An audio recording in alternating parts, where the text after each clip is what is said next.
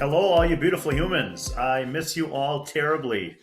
I hope you're well. I hope you're healthy. I hope you're safe. Well, for today's lesson, I'd like to begin, as we always do, with an activator.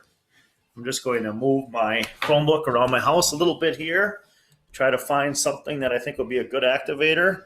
And lo and behold, here it is. Can you see what that is on the wall? That's called a thermostat. What I'd like to do is talk about the difference between a thermostat and a thermometer. So, what's the difference between a thermometer and a thermostat? Well, with a thermometer, the temperature goes up, it goes up. Temperature goes down, it goes down. No big deal. A thermostat, a thermostat has the ability to make a great difference in our environment. It has the ability to make one feel chilled or unbearably hot, cold or stifling. However, it can also make the environment quite comfortable. I like to challenge you students. I want you to think like a thermostat. When you're in a situation that doesn't feel right, you have the ability through kind words and actions to make the climate a little bit more comfortable for everyone around you.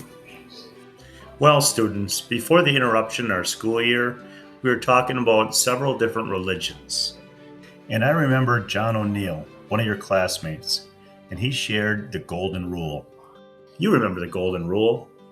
Do unto others as you'd have done unto you. Well, guess what? All organized religions have their version of the golden rule. In Buddhism, it is, treat not others in ways that you yourself would find hurtful. In Hinduism, the golden rule is, do not do to others what would cause pain if done to you.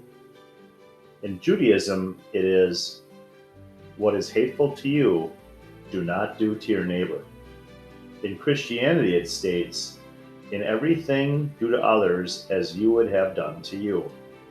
And in Islam, the golden rule is, not one of you truly believes until you wish for others what you wish for yourself. Students, do you see the similarities in these golden rules? Speaking of similarities, students, I want you to give this a thought. You've got a little brother, and a little sister, and a father, and you seem to think that they just want too much from you. Well, let's say your little brother Billy wants to be a cosmetologist, and let's say your little sister Sasha wants to be a hairstylist, and your dad, Daryl, wants to be a beautician.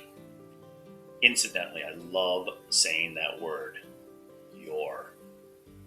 Anyway, you want to be a neurologist. Now that's a fancy way of saying a brain doctor.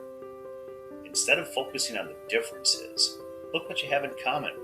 All of you want to work above the neck.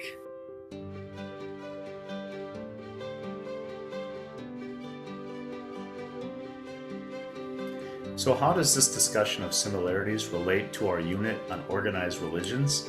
Well, let's take the big three, students. Let's take Christianity and Judaism and Islam. What do they have in common? They are all Abrahamic religions. What does that mean? They have the prophet Abraham in common.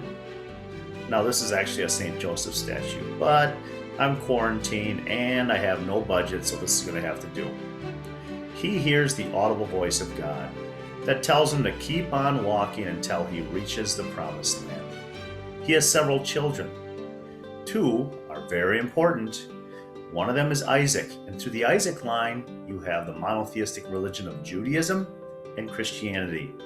And through another son, Ishmael, you have the Islamic faith.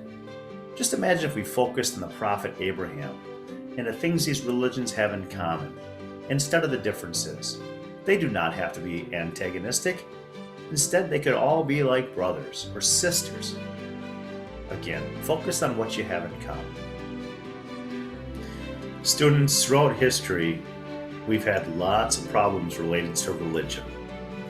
We've had arguments, we've had dust-ups, and we've fought many wars over the differences in our religious beliefs. So I've assigned each of you an online journal.